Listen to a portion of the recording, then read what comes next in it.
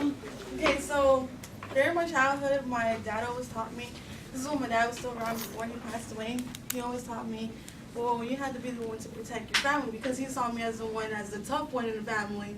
So I'm like, okay, you know what, I'm going to protect my family, do my thing. And I had my little brother and my older brother. My older brother, I wasn't so protective over him because I felt like he could do whatever he wanted.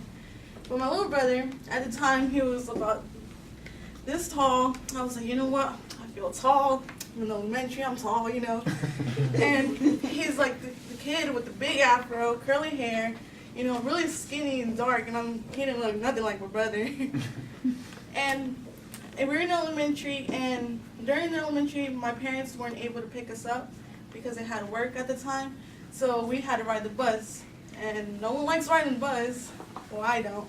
And we get on this bus, and my brother's not himself. He's really quiet, and he just gets on the bus, sits down, and I'm like, okay, something's wrong. Like, what am I supposed to do? Like, so I go over there, sit down next to him, and ask him, what's wrong?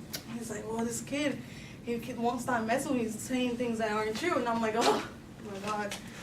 So I told him, point me this kid, because at the moment he was riding our bus. This kid is sitting in front of the bus. He's really skinny, spiky hair, looks like a kid that wouldn't even do such a thing. And I'm like, okay, what am I supposed to do?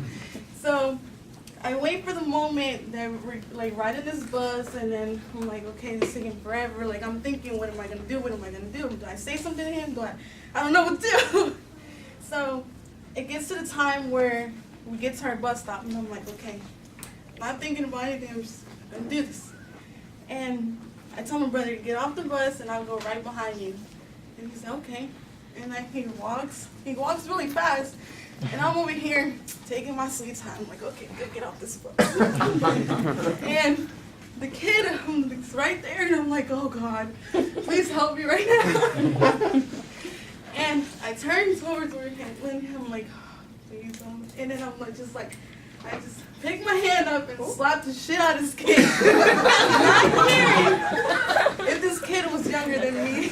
I'm like, you know what? I don't care. You don't mess with my family. I get off the bus, I'm like, oh, I just hit the kid, you know, protecting my family, doing my thing. And all I could hear as I'm getting off this bus is the bus driver calling my name, Karen, Karen. I'm like, you know what? I don't want to talk to you. Just gonna ignore you. But then I just turn around, I'm like, what? And she's like, you're suspended off the bus for 3 weeks. And I'm like, oh, great. So I just walk home, like nothing happened. I was like fixing myself. I'm like, hey, when I come, get in this house, act like nothing went on. And my brother at the time was a snitch. And I'm like, you're really gonna snitch on me after I just offended you? Like, seriously? So he runs in my mom's room. He's like, oh, Karen is this. I could hear him. And I'm like, great. All I hear is my mom saying my name, like in the Spanish accent. I'm like, oh, Jesus. I walk in there slow, and I'm like, yes, and then she's just cursing at me in Spanish, saying a whole bunch of things, this and all that. And my dad's just laughing, because my dad, he was the one that, he was just like, oh, yeah, you hit him, you know, like your little brother. And my mom just looks at him, and she's like cursing at me, but like she looks at him, but like she's talking to me, and I'm like, you're supposed to be looking at me. And she's like, well, you're grounded for a month, and you can't do anything. And I'm just like, I never was able to do anything, so okay.